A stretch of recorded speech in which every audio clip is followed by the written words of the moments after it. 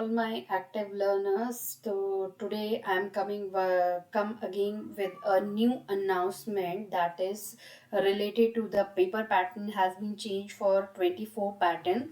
So today we will discuss what is the pattern is that तो जो है हम इस वीडियो में जो है यहाँ पर समझेंगे कि हमारा जो नया एक यूनिवर्सिटी की तरफ से जो एक अनाउंसमेंट आया है कि जो हमारा पैटर्न है एग्जाम का वो जो है चेंज हो गया है। यानी पहले जो हम 670 मार्क्स का अटेम्प्ट करते थे, now it will in come into the 60 marks. तो ये पेपर पैटर्न कैसे आने वाला है वो जो है हम पहले समझेंगे। फिर मैंने यहाँ पर एक थोड़ा सा अपने अकॉर्डिंग एक मॉडल क्वेश्चन पेपर बनाया है। मे बी कि आई होप कि इसी तरीके का एक जो है एक क्वेश्चन पेपर सेटअप किया जाएगा फ्रॉम द यूनिवर्सिटी। तो सिर्फ just a guidelines, it's not a it's just giving a idea to you.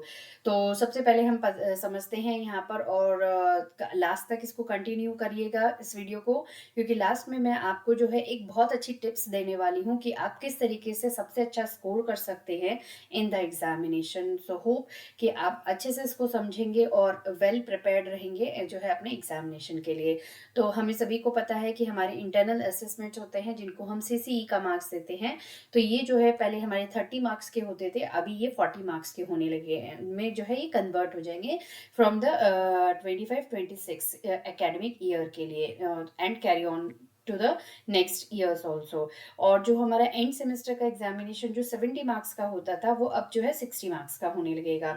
तो अभी ये जो क्वेश्चन पेपर पैटर्न जो है वो किस तरीके से चेंज हुआ है वो हम जो है समझते हैं। तो सबसे पहले यहाँ पे एक चीज वेरी क्लियर है कि हमें एमसीक्यू का पैटर्न आने ही वाला है, और इस एमसीक्यू का जो फर्स्ट क्वेश्चन होगा उसमें हर एक यूनिट से 2 एमसीक्यूज जो है आएंगे, और हर एक एमसीक्यू जो है 1 मार्क्स का होगा। That means there will be total 10 question and one carry the equal 1 marks. That means total 10 marks has been for this MCQ. Now we have to moving into the second portion. Second portion में अब इन्होंने बहुत ही थोड़ा सा easy कर दिया है आपको जो है इसको अटेम्प्ट करने के लिए। तो दैट इज कि इन्होंने पहले जो फर्स्ट जो क्वेश्चन होता है वो हमारी फर्स्ट यूनिट के जो है फर्स्ट पार्ट से लेंगे। फर्स्ट यूनिट के यानी 2 पार्ट होते हैं हमारे फर्स्ट यूनिट में, लेजर और फाइबर ऑप्टिक्स। तो जो फर्स्ट पार्ट है वो सेकंड क्वेश्चन का ए पार्ट बनेगा, जिसमें से 2 क्वेश्चन आएंगे, क्वेश्चन नंबर फर्स्ट और question number second. That means laser में से आपको जो है या तो क्वेश्चन नंबर फर्स्ट अटेम्प्ट करना है या तो क्वेश्चन नंबर जो है 2 अटेम्प्ट करना है, और जिसके लिए जो है मार्क्स जो है यहाँ पर आपके रहेंगे 5 मार्क्स रहेंगे। सेम एज आपको जो है फाइबर ऑप्टिक से भी 1 और 2 करके ऑप्शन आएगा, जिसमें से आपको चॉइस रहेगी कि आप जो है कोई एक क्वेश्चन को अटेम्प्ट करें, और दैट मीन्स जो है second number question is related to the first unit and total carry the 5 marks. Same as we are moving to the third unit, क्योंकि थर्ड यूनिट में पार्ट्स नहीं है, ये एक प्योर क्वांटम मैकेनिक्स की जो है यूनिट है। तो यहाँ पर जो है क्वांटम मैकेनिक्स से रिलेटेड जो है आपको अगेन 3 और ए और बी में 2 क्वेश्चन मिलेंगे, यानी ए के भी 2 पार्ट होंगे और बी के भी 2 पार्ट होंगे। ए में भी आपको चॉइस रहेगी 1 और सेकंड में, वैसे ही बी में भी आपको चॉइस रहेगी फर्स्ट और सेकंड के अंदर। अब यहाँ पर आती है फोर्थ इज अगेन जो है दैट इज जो है part combination of 2 part interference and polarisation. The best part is कि अभी यहाँ पे इन्होंने इस तरीके से इजी कर दिया है। पहले इन दोनों ही पोर्शन में इन दोनों को मर्ज कर देते थे, लेकिन अब क्लियरली सेग्रीगेटेड है कि आपको जो है फर्स्ट पार्ट जो है वो इंटरफेरेंस से रिलेटेड होगा, और जो सेकंड पार्ट होगा वो जो है आपके पोलराइजेशन से रिलेटेड होगा। तो इंटरफेरेंस से अगेन आपको 2 क्वेश्चन पूछे जाएंगे, फर्स्ट और सेकंड, जिसमें आपको चॉइस है कि आप फर्स्ट अटेम्प्ट करें या सेकंड अटेम्प्ट करें। Same as polarisation is the second part of this third unit. तो इसमें भी अगेन आपको जो है एक चॉइस रहेगी और सेकंड चॉइस रहेगी, यानी आप फर्स्ट चॉइस कर सकते हो या सेकंड। तो अगेन ये total carry the 10 marks. Now we are moving to the fifth unit. Fifth unit again a part of the combination of the 2 unit. First is semiconductor and second one is ultrasonic. तो again semiconductor से 2 questions आने वाले हैं 1 और 2। इसमें again आपको choice है कि आप first question को attempt करें या second question को करें, और दोनों ही will carry the both 5 marks।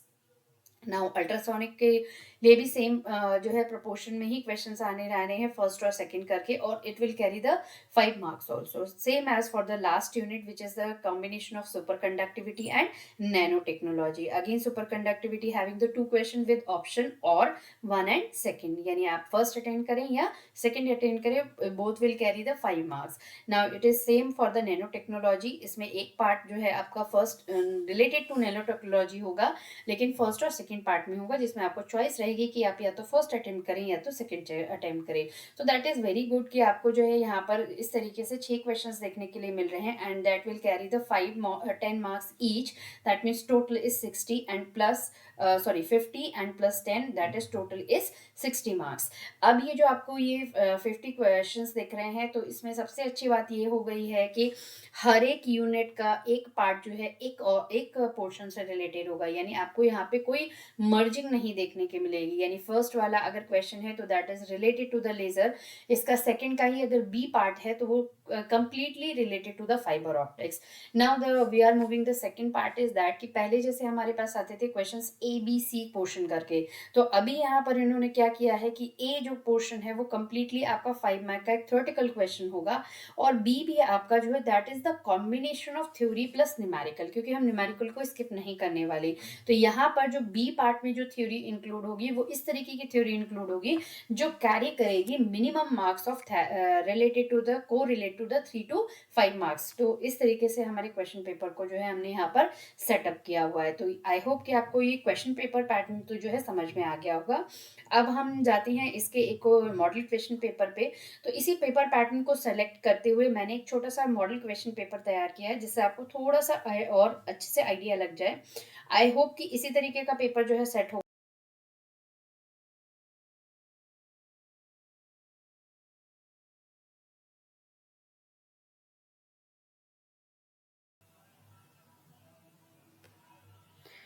Okay students, अभी जो मैंने आपको क्वेश्चन पेपर जो है एक्सप्लेन किया है, पेपर पैटर्न जो इस 60 मार्क्स का, वही अभी मैंने उसके ऊपर छोटा सा एक मॉडल पेपर बनाया है, जिससे आपको वो जो है अच्छे से समझ में आ जाए। तो इस मॉडल क्वेश्चन पेपर का जो पहला पार्ट है वो एमसीक्यू पार्ट है। तो आपको पता है कि हर एक यूनिट से जो है 2 क्वेश्चन आने वाले हैं, और दोनों ही के जो है हर एक के मार्क्स जो है 1-1 होंगे। तो ऐसे टोटल यहाँ 10 मार्क्स होंगे, तो यानी टोटल 10 मार्क्स का होगा। दैट मीन्स कि एमसीक्यू में कुछ ज़्यादा चेंजेस नहीं किए गए हैं, जैसे पहले था वैसे ही रहने वाला है। 10 नंबर का एमसीक्यूज आएगा। अब आती हैं हमारे चेंजेस जो है जहाँ पर स्टार्ट हुए हैं, वो है सेकेंड यूनिट से स्टार्ट हुए हैं, यानी थ्योरी पोर्शन से स्टार्ट हुए हैं। तो सेकंड जो पोर्शन है वो हमारा, मैंने अभी जैसे पेपर पैटर्न में समझाया कि इसका जो है सेकंड के 2 पार्ट होंगे, ए और बी। ए जो है वो हमारा रिलेटेड होगा जो है लेज़र से, और जो बी पार्ट होगा वो हमारा रिलेटेड होगा जो है फाइबर ऑप्टिक्स से। तो ए पार्ट के भी 2 पार्ट होंगे, A1 और 2 करके, यानी उसमें ऑप्शन का चॉइस रहेगा, या तो आप ऊपर का अटेंड करिए या आप नीचे का जो है अटेंड करिए। तो यहाँ पर मैंने जैसे एक CO2 लेज़र का एक क्वेश्चन लिया है और दूसरा होलोकार्बन का लिया है। दोनों के ही मार्क्स जो है 5 और 5 मार्क्स है, यानी आप अगर कोई भी एक अटेम्प्ट करते हैं तो आपको सेम मार्क्स यहाँ से जो है स्कोर होंगे। अब आते हैं हम इसके सेकंड पार्ट पे, क्योंकि सेकंड पार्ट मैंने जैसे बताया कि ए पार्ट जो है वो आपका लेज़र से रिलेटेड होगा, और सेकंड पार्ट जो है आपकी फाइबर ऑप्टिक्स से रिलेटेड होगा। तो यहाँ पे जो फर्स्ट पार्ट मैंने डाला है वो फाइबर ऑप्टिक्स का है, जिसके मार्क्स आ रहे हैं आपके 5, और सेकंड पार्ट, क्योंकि सेकंड यूनिट जो है अगर किसी यूनिट में थ्योरी और न्यूमेरिकल है, तो मोस्ट प्रॉब्ली ये जो है पॉसिबिलिटी है कि सेकंड पोर्शन में वो स्मॉल पोर्शन एक पार्ट जो है थ्योरी कंसीडर करेगा, और एक पार्ट जो है आपका न्यूमेरिकल कंसीडर करेगा। तो मैंने यहाँ पे जब सेकंड पार्ट इसका बनाया है, तो फर्स्ट पार्ट जो है एक कंप्लीट सॉलिड क्वेश्चन डाला है, और सेकंड पार्ट को जो है मैंने क्लब किया है 2 स्मॉल पोर्शन में, एक स्मॉल पोर्शन ऑफ थ्योरी और स्मॉल पोर्शन ऑफ न्यूमेरिकल, जिसके एक मार्क्स में होगा तो 3 मार्क्स और एक में होगा 2 मार्क्स। तो इस तरीके से आपको जो है इसको अटेम्प्ट करना होगा। तो ये दोनों ही पोर्शन आपको जो है सेकंड पोर्शन के लिए अटेम्प्ट करना पड़ेगा। तो इस तरीके से सेकंड का एक पार्ट कंप्लीट करेंगे तो वहाँ पे मिलेंगे आपको 5 मार्क्स। जब बी कंप्लीट करेंगे तो वहाँ से एक क्वेश्चन कंप्लीट करेंगे तो मिलेंगे आपको 5 मार्क्स। यानी इस तरीके से आपको सेकंड यूनिट से 10 मार्क्स जो है वो टोटल मिलने वाले हैं। अब आते हैं हमारी थर्ड यूनिट पर। थर्ड यूनिट जो है वो हमारी कम्प्लीटली एक जो है क्वांटम फिजिक्स की जो है यूनिट है। तो इसमें कोई भी 2 पार्ट करके यूनिट को नहीं लिया गया है, तो ये दोनों ही कम्प्लीटली जो है क्वांटम से ही रिलेटेड क्वेश्चंस होंगे।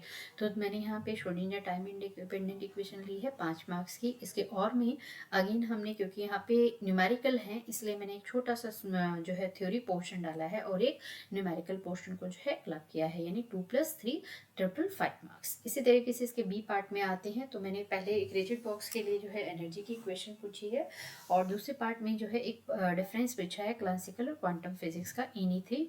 तो ये 3 मार्क्स हो गए विद एक न्यूमेरिकल 2 पास। तो इस तरीके से ये जो है हमारा थर्ड यूनिट जो है कंप्लीट होती है, यानी ऊपर के पोर्शन से आप या तो एक कंप्लीट करिए या जो है बी के बीच नीचे के पोर्शन से एक पोर्शन को जो है कंप्लीट करिए। टोटल आपके यहाँ पर हो जाते हैं 10 मार्क्स। अब आते हैं हमारी थर्ड यूनिट पे। थर्ड यूनिट अगेन जो है 2 पोर्शन है, इंटरफेरेंस और पोलराइजेशन के। तो पहला यानी फोर्थ ए पार्ट जो है वो रिलेटेड होगा इंटरफेरेंस से, बी पार्ट जो है वो रिलेटेड होगा हमारा पोलराइजेशन से। तो इंटरफेरेंस का एक क्वेश्चन मैंने यहाँ पर डाला हुआ है पार्ट डिफरेंस के लिए 5 मार्क्स का, और पोर्शन में अगेन मैंने एक स्मॉल थ्योरी क्वेश्चन डाला है और एक जो है न्यूमेरिकल को क्लब किया है। तो इस तरीके से हमारा ए पोर्शन जो है वो कंप्लीट हो जाता है। अब आते हैं बी पोर्शन पे, क्योंकि बी पोर्शन जो है वो रिलेट कर रहा है हमारा जो है आपके जो है पोलराइजेशन से। तो मैंने पहला पोर्शन एक सॉलिड क्वेश्चन डाला है 5 मार्क्स का पोलराइजेशन से, और सेकंड पार्ट में एक छोटा पोर्शन हमने लिया है जो है न्यूमेरिकल थ्योरी प्लस न्यूमेरिकल। इस तरीके से हमारी ये जो है थर्ड यूनिट कंप्लीट होती है। अब अगेन हम आते हैं अपनी फोर्थ यूनिट पर।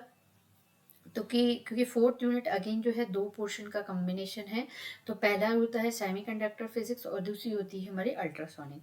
तो फिफ्थ ए जो है, फिफ्थ ए का एक पोर्शन यानी पूरा ये जो फिफ्थ ए है वो रिलेटेड होगा आपके सेमीकंडक्टर फिजिक्स से, और फिफ्थ बी जो है वो रिलेटेड होगा आपका अल्ट्रासोनिक से। तो फिफ्थ ए में हमने डाला है एक क्वेश्चन हॉल इफेक्ट का, और दूसरे क्वेश्चन में हमने डाला है फोटो इलेक्ट्रिक इफेक्ट और जो है fill factor with a numerical. तो ये एक small portion of theory plus जो है न्यूमेरिकल हो गया। अब आते हैं हम जो है बी पार्ट पे। तो मैंने बताया कि जैसे इसके 2 कॉम्बिनेशन है, 2 पार्ट्स में कॉम्बिनेशन है इस यूनिट का। तो अब आते हैं अल्ट्रासोनिक पे। तो अल्ट्रासोनिक का एक पहला क्वेश्चन है थ्योरी है पोर्शन है, कंप्लीट थ्योरी पोर्शन है, और दूसरा जो है again small theory portion plus a numerical. इस तरीके से जो है कॉम्बिनेशन आपका फोर्थ यूनिट का जो है कंप्लीट होता है। आते हैं हम अपनी फिफ्थ यूनिट पर। तो फिफ्थ यूनिट अगेन जो है this is the combination of superconductivity and nano physics, और सुपर कंडक्टिविटी में न्यूमेरिकल है। तो पहला पोर्शन है कंप्लीट थ्योरी, दूसरे पोर्शन में again small theory plus numerical. आते हैं बी पोर्शन में, ये कंप्लीट थ्योरी है क्योंकि इसमें कोई न्यूमेरिकल्स नहीं है, तो दोनों ही पोर्शन कंप्राइज करेंगे विद जो है थ्योरी। तो एक कंप्लीट थ्योरी और दूसरे भी 2 छोटे छोटे थ्योरी पोर्शन को जो है हमने यहाँ पे क्लब किया हुआ है।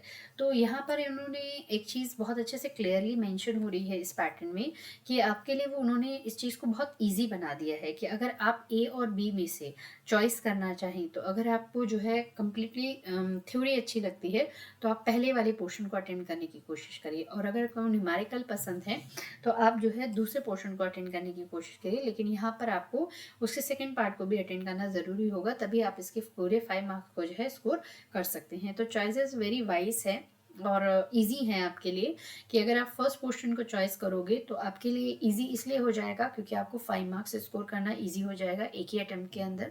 सेकंड थिंग के 5 मार्क्स के क्वेश्चन हर एक यूनिट में बहुत ही लिमिटेड काइंड्स ऑफ क्वेश्चंस हैं, चॉइसेस बहुत लिमिटेड हैं उसके लिए, तो वो आपको इजीली गेस करते हुए आएगा। और अगर आप छोटे वाले पोर्शन के साथ जाते हैं, विद न्यूमेरिकल पोर्शन के लिए जाएंगे, तो वहाँ पे आपको जो है पढ़ना ज़्यादा जो है चॉइसेस ज़्यादा हो जाती हैं, तो वो क्लब करने के लिए आपको आइडिया लगाना थोड़ा सा मुश्किल हो जाएगा। तो choice is yours, completely yours, कि आपको करना क्या है, कि आपको जो है कंप्लीट थ्योरी पोर्शन पे जाना है या न्यूमेरिकल पोर्शन पे जाना है। तो ये मैंने ऑलरेडी आप लोग को सब चीज़ें बहुत अच्छे से पहले ही एक्सप्लेन करके जो है रखी हुई है।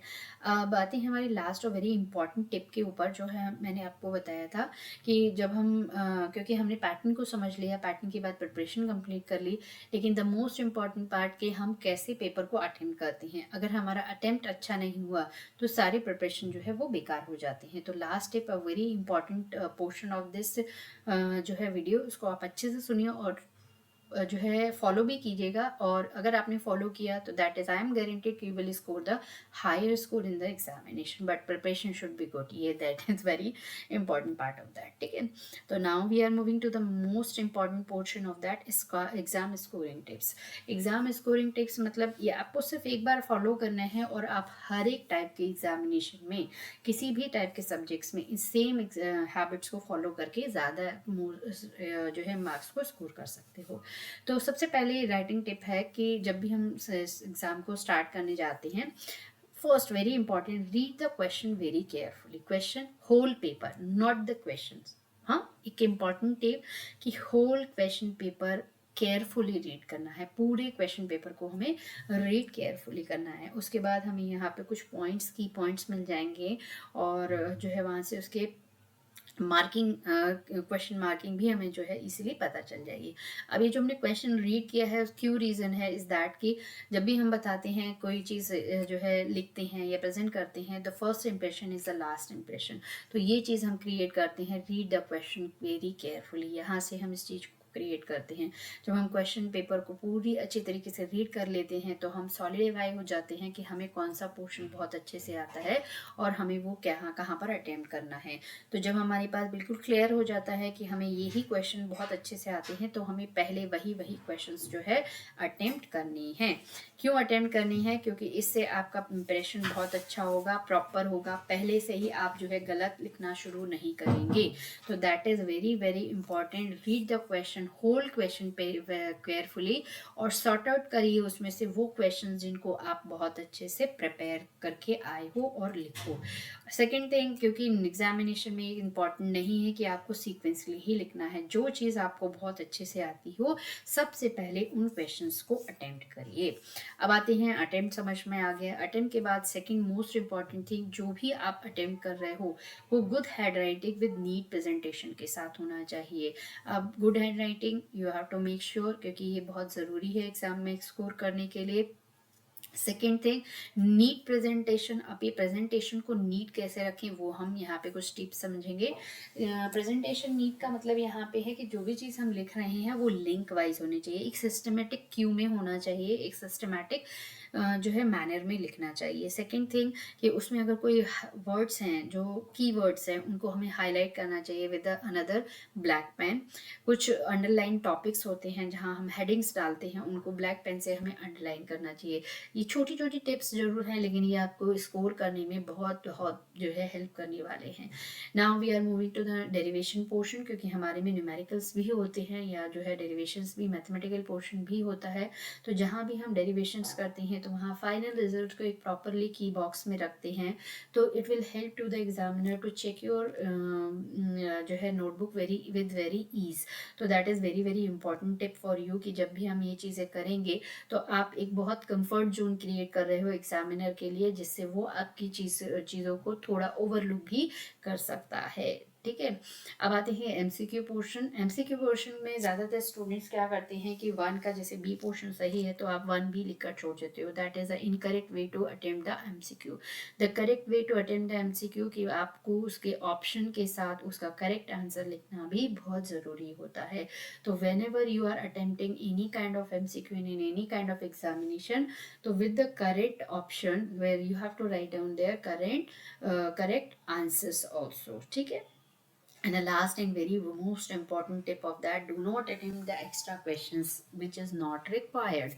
That means कि आपने अगर और portion भी attempt किए तो you are just creating a mess or a clutter, और आप कह सकते हो एक बहुत बड़ा कन्फ्यूज़न क्रिएट करते हो एग्जामिनर के लिए, और उसके टाइम को जो है वो आप ख़राब कर रहे हो। तो ये काम आपको नहीं करना है। अगर आपने पहला ही टिप मेरा अच्छे से फॉलो किया कि आपको क्वेश्चन पेपर को अच्छे से रीड करके लिखना है, तो आप लास्ट स्टेप को अवॉइड कर सकते हो, क्योंकि अगर आप एक्स्ट्रा लिखते हो तो उसके आपको कोई भी एक्स्ट्रा मार्क्स नहीं मिलने वाले, लेकिन बस ये आपके क्रिएट कन्फ्यूज़न की वजह से आपके मार्क्स को कम भी कर सकते रहा है।